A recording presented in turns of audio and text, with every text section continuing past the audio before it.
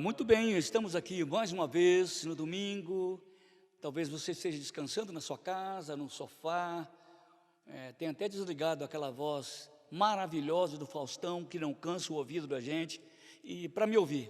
Sabe que é um privilégio muito grande estar aqui com vocês nesta noite, na Igreja Presbiteriana de Jaú, falando para você do outro lado da câmera, de um outro jeito, falando para você do Evangelho de Cristo, da Palavra de Deus. Eu queria ler com vocês no livro de Romanos, capítulo 5. Quem escreveu esse texto foi um filósofo, um pensador, um jurisconsulto, né? Um jurista, sei lá o quê, pessoa assim muito importante, um pensador de igreja, um teólogo, coisa assim, chamado apóstolo Paulo. É um texto complicado, mas vale a pena você ouvir e entender um pouco o que ele está falando aqui na sua carta magna, né? Sua principal mensagem, que era a carta aos Romanos, capítulo 5. Diz assim o apóstolo Paulo, que era chamado o apóstolo do povão, não é? O apóstolo dos gentios, o apóstolo das gentes, né? Diríamos no tempo moderno, aqui em São Paulo, o apóstolo dos corintianos, daqueles do povão, ok? Romanos capítulo 5 diz o seguinte: justificados, pois, mediante a fé, temos paz com Deus por meio de Jesus Cristo. Então Paulo coloca a sua máxima: justificados, isto é, tornar aceitável diante de Deus pela fé, temos paz com Deus.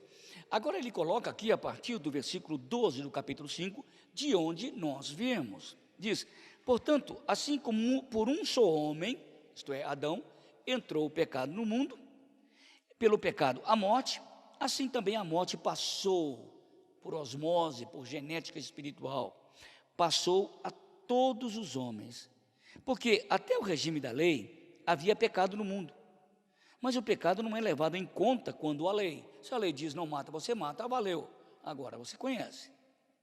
Entretanto, reinou a morte desde Adão, no primeiro, até Moisés, que foi o da lei, mesmo sobre aqueles que não pecaram semelhante à transgressão de Adão, como eu, que nunca pequei igual a Adão, nem você, os quais prefiguravam aquele que havia de vir. Todavia, não foi assim o dom gratuito, como foi a ofensa. Porque, se pela ofensa de um só morreram muitos, muito mais a graça de Deus e o dom pela graça de um só homem, Jesus Cristo, foram abundantes sobre muitos. Então, esse pensador é um texto complexo, né? Você lê, você que faz o Enem, você que interpreta textos, tem que fazer redação, é um texto complexo. Mas Paulo está dizendo, assim como eu estava federalizado, ligado a Adão, como você está ligado ao seu pai, eu também estava ligado a Adão. Mas assim nós podemos também estar ligados a um outro Adão, que é Jesus Cristo. Então, assim como eu estou vinculado a Adão, por causa da sua queda, o seu pecado, sua desgraça, sei lá o quê, eu também estou ligado a Cristo, pela sua graça de Deus, pela sua vida que Ele trouxe quando Ele morreu na cruz, derramou o seu sangue e pagou aquilo que eu devia, ok? Esse texto nos mostra quem nós somos e quem Deus é. Então vamos orar? Pai, nós estamos muito impactados diante de Ti, com a Tua palavra, de saber que nós morremos em Adão, mas vivemos em Cristo. É uma coisa complicada dentro da gente, mas quem conhece o que significa isso, pode dizer: bendito, graças Te damos, ó Deus, por este dom sem palavra, indescritível, inefável. Obrigado, Deus, por esta noite, pela oportunidade que Tu nos dás de estarmos aqui falando para um monte de pessoas. Eles estão me ouvindo, estão interagindo comigo, e isso é graças ao Senhor. Obrigado porque o Senhor deu inteligência aos homens, criou meios de comunicação. Imaginem esta pandemia acontecendo, Senhor, há 10 anos atrás ou há 20, como nós nos comunicaríamos? Obrigado porque o Senhor encheu a mente do homem de inteligência, e nós devemos usar isso, Senhor, para o bem, para a integração dos seres humanos, para o conhecimento do Teu nome, do Teu caráter, da Sua pessoa, do Teu coração. Obrigado por esta noite. Agradecemos-te mesmo, Senhor, porque somos vivos em Cristo, em nome de Jesus, amém. Bom, gente, como nós sempre fazemos, depois dessa hora de reflexão para a nossa alma, quando a gente abaixa um pouco a bola, a gente fica mais reflexivo, mais profundo, mais inflexivos em algumas áreas da vida. E a gente depois pensa sobre isso, a gente ora como oramos e a gente canta também. Agora é o momento de que, quando nós colocamos diante de Deus tudo aquilo que nós devíamos, aquilo que não presta, aquilo que é lixo, aquilo que é sujo, quando colocamos diante desse Senhor as nossas fraquezas, as nossas doenças morais e espirituais, as nossas viroses espirituais, a gente coloca isso diante de Deus e diz: agora, Senhor, pela graça eu quero cantar, pela fé. E pela fé nós vamos cantar, nós vamos adorar ao Senhor nesta hora. Cante comigo, cante conosco. Há algumas centenas de pessoas cantando nesta hora conosco. Então nós vamos ouvir esses cânticos, não só ouvir, mas vamos cantar juntos. Deus abençoe grandemente nessa hora de louvor e de adoração. Tá bom? Vamos participar então. Honrado, louvado, glorificado, exaltado, magnificado, põe o nome que você quiser. Seja honrado o Senhor Jesus. Vamos cantar para a glória dele.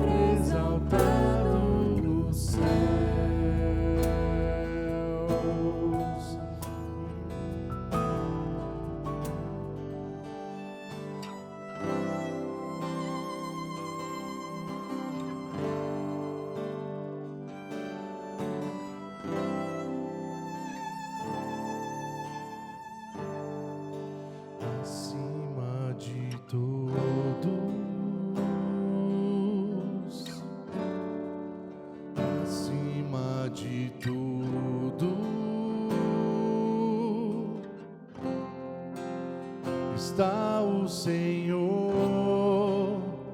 entronizado.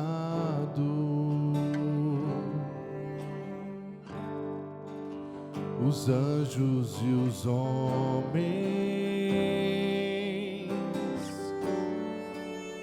os céus e a terra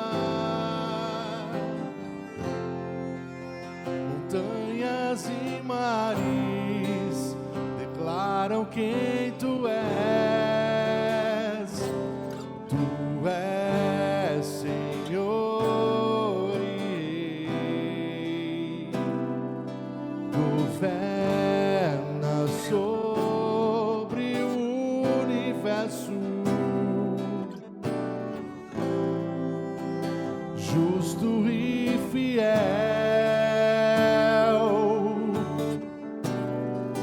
vestido de glória e poder, coroado estás,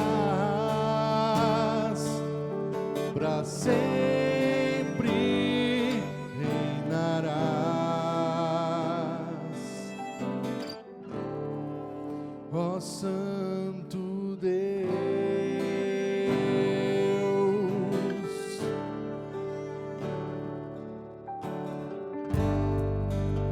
acima de todos, acima de tudo, está o Senhor entronizado.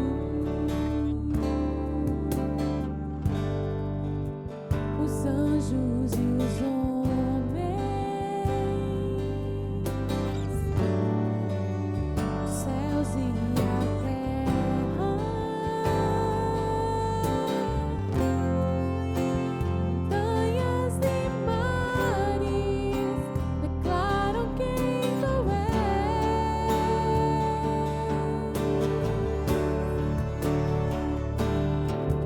és Senhor e Rei. Governa sobre o universo. Justo e fiel,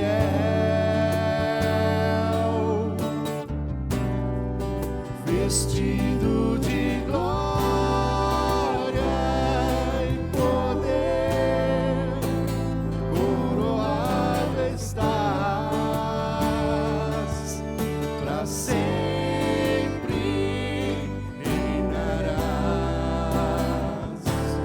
Prostrado aos seus pés,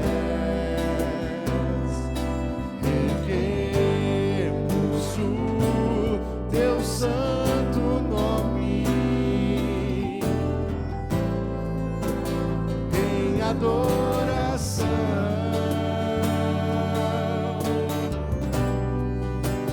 Nos entregamos a ti, toma o teu lugar e habita entre nós.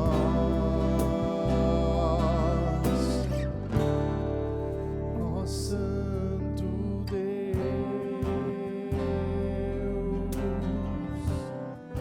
ó Santo Deus,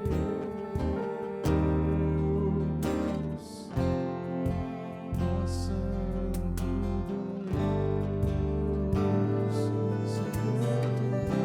és, ó Santo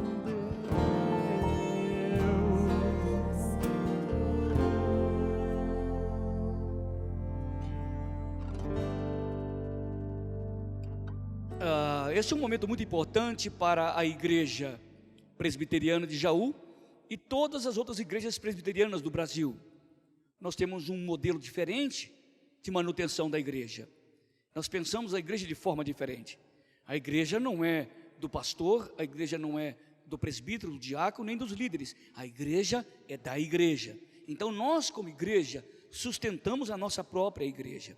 Esse é um momento muito particular dos membros da igreja aqui de Jaú. Mesmo os visitantes que vêm aqui, eles são convidados a não participar deste momento, porque nós contribuímos com os nossos dízimos e nossas ofertas, e nós, quando fizemos a nossa profissão de fé presbiteriana, prometemos sustentar também financeiramente a igreja. Então você que tem trazido o seu dízimo, sua oferta, continue fazendo isso, embora não esteja aqui na igreja. Você pode fazer isso através da conta que está aí na sua tela. Anote aí e coloque no banco, porque nós receberemos esses montantes e você pode mandar depois a sua comprovação, se você quiser, ou então você pode também telefonar nesse telefone que está aí, 3622-3057, que é o telefone da igreja. O secretário vai entrar em contato com o presbítero, um diácono, um líder da igreja, ele vai à sua casa apanhar esse dízimo. Então, este momento é um momento seu. Não se esqueça de fazer isso durante esta semana. Que Deus o abençoe também nesta área da vida espiritual. Bom, gente, nós já cantamos, já adoramos ao Senhor. A gente já viu a mensagem do dízimo, que não é para quem está ouvindo de fora da igreja, mas para dentro da igreja. Vamos ouvir o que a Bíblia tem a nos dizer. O que a Bíblia tem a despertar em você, a desafiar em você, a te chamar para um novo jeito de enxergar a sua história, a história dos que estão ao seu redor, como você interpreta a história do mundo. A gente tem os mesmos erros, sabe por quê? Porque a gente pensa do mesmo jeito sempre, diante dos mesmos problemas. Olha, Cícero, não resolve os problemas, alguma coisa está errada na sua pergunta. Se você pergunta o que é correto, você vai achar a resposta correta. Então vamos ver o que a Bíblia tem a dizer para você e para mim, para todos nós, sobre alguns ângulos, alguns detalhes, algumas particularidades da nossa vida. Olha, vamos abrir então o primeiro livro da Bíblia, o livro de Gênesis. A palavra Gênesis significa começo, princípio. E eu vou ler com vocês em Gênesis capítulo 3. Quando o homem entrou nesse estado de degradação. Você pode dizer, Cícero, mas Gênesis é uma parábola, é uma metáfora, é uma alegoria, é um mito. Há muitas pessoas que acreditam assim. Eu não me considero uma pessoa burra, mas acredito que Gênesis é literal, aconteceu como aconteceu de fato. Tá bom? Então, se você não pensa assim, pelo menos pense naquilo que eu vou raciocinar nesta hora.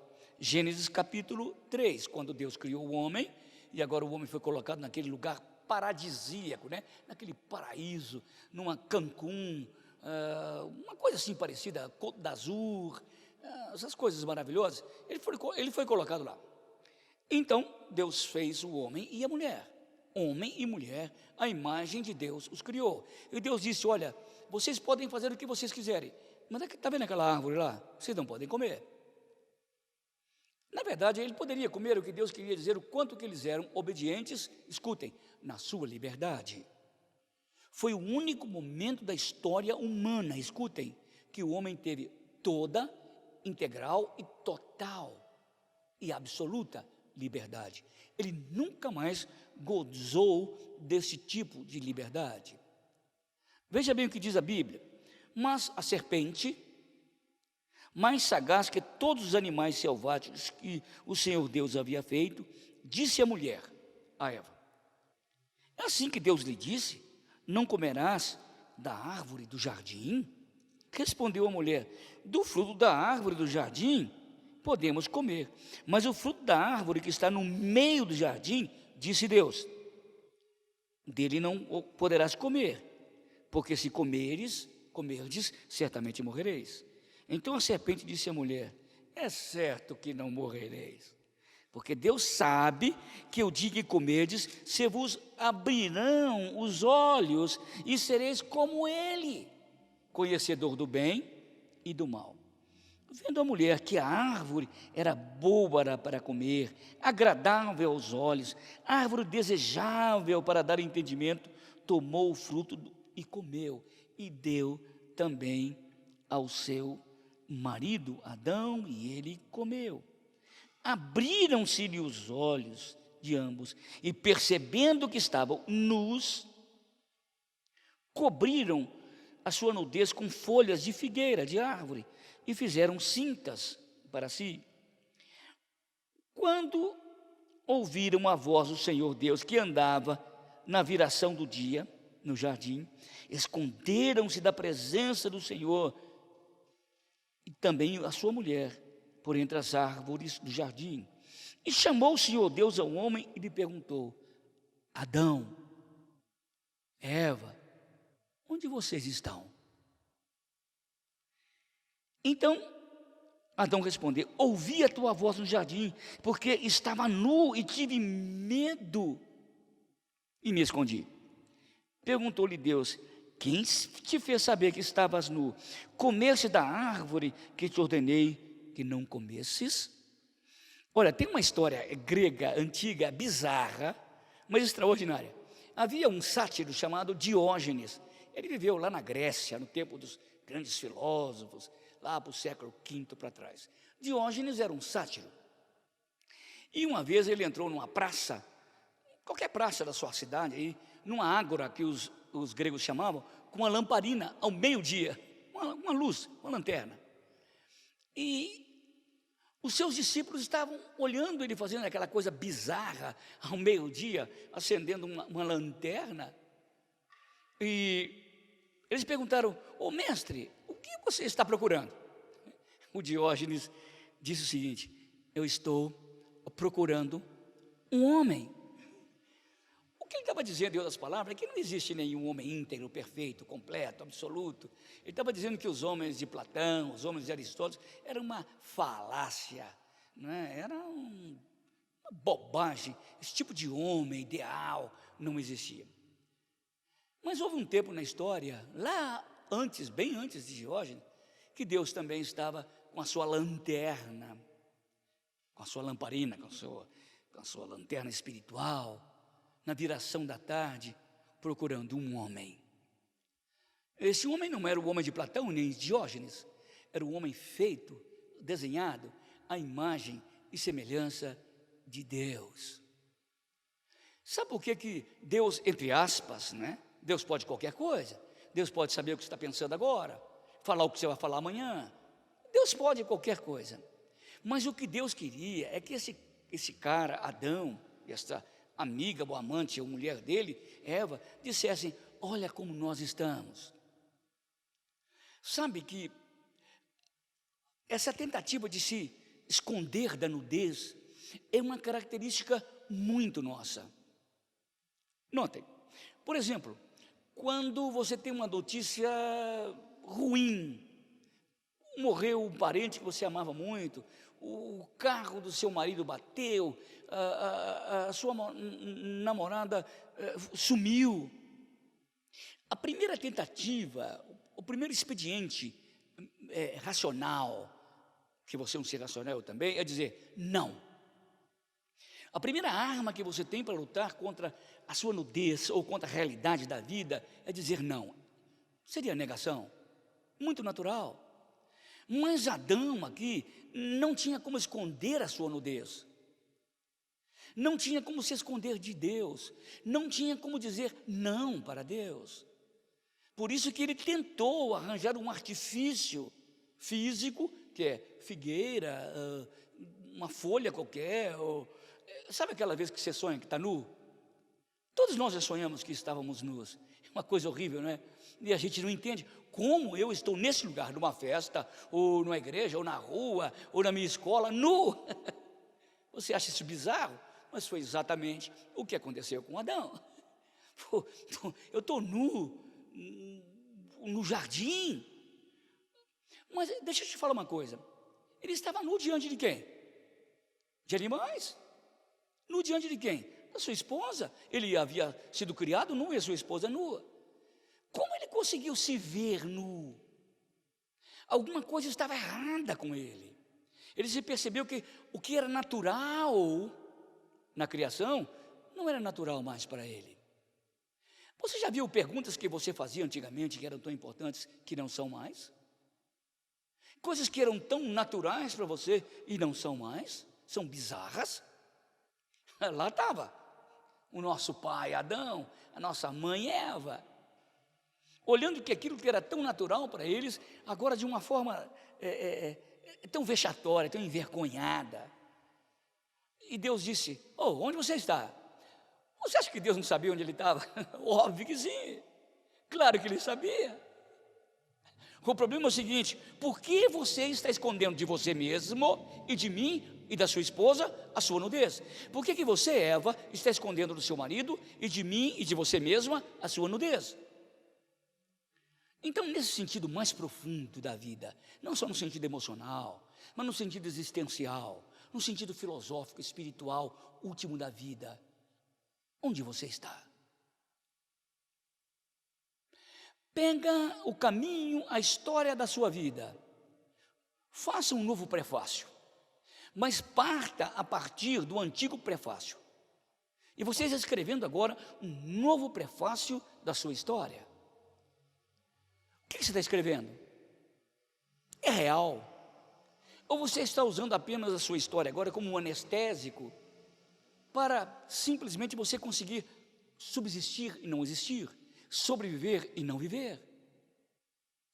É isso que Deus estava dizendo para Adão: homem, onde você está? Em que ponto da vida? O que você plantou, o que você colheu, o que você ganhou, o que você perdeu? Onde você está? Como um Diógenes que saía ao meio-dia na praça grega procurando um homem. Deus está dizendo: Adão, coloca essa lanterna do Diógenes para dentro de você. Olha, chega diante do espelho da sua alma e diz: ô Cícero, quem é você? O que você colheu? Bom, você tem um Cícero nas mãos, eu tenho 65 anos. Bom, seu pai te fez, papai e mamãe é culpado, minha avó foi culpada, minha genética é culpada, nós tivemos 10 irmãos, eu fui criado meio assim, tá bom. Eu tenho na minha mão, meu pai já morreu, minha mãe já morreu, meus irmãos não têm nada comigo. A pergunta é: o que eu vou fazer de mim? Não são os outros, nem meu pai, nem minha mãe. O que eu vou fazer de mim a partir daqui? Adão, onde você está? Onde você está diante da sua faculdade, da escola, diante do seu trabalho, diante da sua família? Onde que eu estou enquanto família? Onde eu estou enquanto profissional? Onde eu estou enquanto estudante? Onde eu estou enquanto amigo? Mas não está simplesmente estar estando, mas ser. Qual é o meu ser dentro desse mundo em que eu vivo? Onde Adão estava? Criado com todas as chances para fazer, não o sim ou não, fazer o diferente. E ele não fez. Olha, quantas vezes Deus tem nos dado a oportunidade, não apenas de escolher entre o bom e o ruim, Deus tem nos dado a oportunidade de escolher entre o bom e o melhor.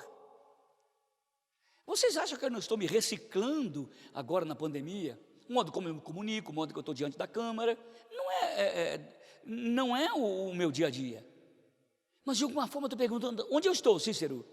Nesse mundo em que eu vivo, como é que eu posso comunicar melhor aquilo que eu tenho de mais paixão dentro de mim, que é Jesus? Como é que eu posso fazer isso de forma melhor? Estou fazendo. Olha o modo como eu estou falando, olha minha roupa, o lugar que eu estou, olha como eu estou dizendo. É bem diferente do meu dia a dia. Então, Deus está dizendo: onde você está? Como você está usando as oportunidades que Deus te deu no jardim do Éden, entre aspas, para fazer não o pior ou o melhor, mas fazer o diferente, fazer o excelente, fazer o melhor. Sabe qual é o problema? O que ela disse, o que Adão disse: eu estou nu, porque eu tenho medo. Eu tive medo e me escondi. Sabe que uma das coisas que mais emperram o ser humano ao progresso? O medo de se arriscar. Eu nunca vi ninguém ganhar nada na vida se antes não se arriscou. Só perde quem arrisca, só ganha quem arrisca. Mas Adão teve medo de mostrar a sua nudez diante do seu Criador. O que ele vai falar da minha fisiologia? Como é que ele vai enxergar a minha anatomia? Como é que Deus vai me ver? Eu já tive experiências assim quando era moço, de entrar num quarto de acampamento onde tinha algumas meninas trocando de roupa. Como elas ficaram constrangidas e como eu fiquei constrangido. Você também já deve ter tido oportunidades assim. Um dia, que a minha esposa, no final de um culto lá em São Paulo, ela viu de costa uma pessoa muito parecida comigo. E ela chegou perto dessa pessoa, um homem, com o meu porte físico, com essa beleza aqui parecida, e chegou e bateu atrás nas nádegas dele, dizendo: bem, vamos para o carro. O rapaz olhou para ela e não era eu, ela ficou desesperada. Sabe por quê? Porque de alguma forma ela se viu desnuda diante dele. Sabe que muitas vezes nós erramos e perdemos na vida porque não temos coragem de abrir, primeiro, para Deus, segundo, para nós mesmos, terceiro, para o próximo. Você já viu quando as pessoas escorregam na rua? Por qualquer razão escorregam. A primeira coisa que elas tendem a fazer é se esconder, levantar depressa para não mostrar para ninguém. Eu posso categoricamente afirmar, quando isso acontecer com você, e você se levantar diante dos outros e morrer de rir de você mesmo, da sua idiotice de cair daquela forma tão bizarra, na calçada, na rua, na farmácia, no cinema, no teatro ou no shopping, quando você começar a rir de você mesmo, você pode dizer, bom, eu estou chegando à maturidade, que eu consigo ver a minha miséria sem ter medo dos outros.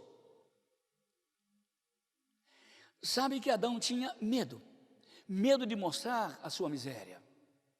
O que ele fez? Tentou remendar. Ele pegou um monte de folhas de figueira, que eram folhas grandes, e costurou, e cingiu, e colocou diante dele e disse, aqui Deus, eu estou aqui. Deus disse, eu não quero ver esse aí, eu quero ver você. Deus não quer ver a sua religiosidade, Deus não quer ver a sua oração, Deus não quer ver a sua reza. Senão, aquele grupo lá dos fariseus do tempo de Jesus seriam as pessoas mais amadas por Deus. E no entanto, Jesus absolutamente rejeitou aquele tipo de religião de folha de figueira, religião de amostra, religião externa. Deus estava dizendo, eu quero ver quem é você, onde você está, o que você fez para a humanidade, o que você fez para você, o que você fez para a sua esposa, o que você fez para o Cícero, o que você fez para a humanidade inteira. É isso que eu quero saber. Eu tenho a resposta para você, Adão. Folha não resolve. Folha vai secar com o tempo. Você compra um vestido maravilhoso, um terno maravilhoso, uma roupa, calça jeans maravilhosa no shopping, daí uns 3 meses você engordou, o vestido não dá, e a calça não veste, e você tem que jogar fora, ou mandar abrir, consertar, e não fica igual, e você fica desesperado diante da sua incapacidade de ser você mesmo ou mesma. É isso que Deus está falando? Onde você está? Em que situação você vive? Sabe o que Deus fez? Deus fez uma coisa hoje politicamente incorreta, que o digam os veganos. Deus simplesmente matou um animal, pegou a pele do animal e disse, esta roupa te é suficiente por enquanto, figueira, folha não resolve, eu vou arranjar um substituto. Eu não sei, mas eu acho que aquele animal que ele matou foi um cordeiro. Um cordeiro, uma ovelha. Porque desde a história de Deus, não minha, lá na eternidade, Deus tinha um homem que ia morrer.